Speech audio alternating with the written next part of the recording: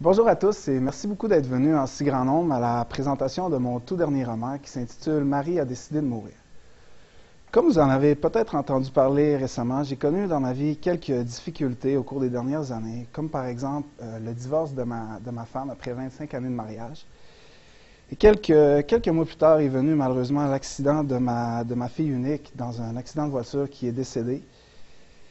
Et je dirais que ces événements m'ont fait sombrer dans une profonde dépression qui m'ont amené à malheureusement commettre une tentative de suicide qui ne s'est pas concrétisée grâce à l'intervention d'un ami à moi qui a appelé les secours et qui m'a sauvé la vie. Et suite à cette tentative de suicide, durant la réhabilitation, en fait, je me suis mis à me poser plein de questions tant qu'à la vie. Qu'est-ce qui nous rend heureux? Qu'est-ce qui nous rend malheureux? Et c'est là-dessus que j'ai décidé d'écrire un livre dans les derniers mois et de vous le présenter. Donc, pour écrire ce livre, j'ai fait beaucoup de recherches, j'ai lu beaucoup de livres sur les psychologues qui ont écrit sur le bonheur, j'ai également lu des livres sur le Dalai Lama. Cependant, les réponses que j'avais n'ont pas trouvé, les questions que j'avais, n'ont pas trouvé réponse au cours de mes lectures. J'ai donc décidé d'enquêter et de parcourir le monde à la découverte de ce que les gens considéraient être le bonheur.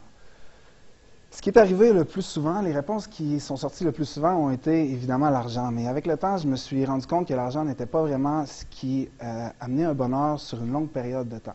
C'était plutôt un bonheur éphémère, si on veut. Donc, je me suis rendu en Afrique et j'ai visité un pays, un petit village, qui était très éloigné de ce que l'on connaît ici. Un petit village sans modernité, sans électricité, sans eau.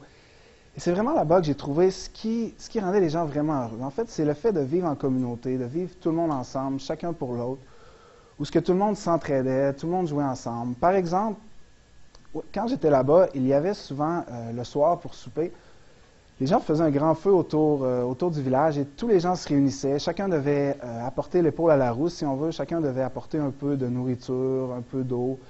Les chasseurs amenaient, dans le fond, la viande. Il y avait des jeunes qui allaient chercher de l'eau au puits.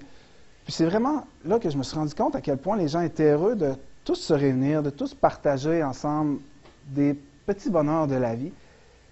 Et c'est un peu les résultats de mon enquête qui m'ont poussé à écrire ce livre et à romanciser un peu ce que j'ai vécu en mettant une touche d'humour ainsi qu'une touche de poésie pour en faciliter la lecture.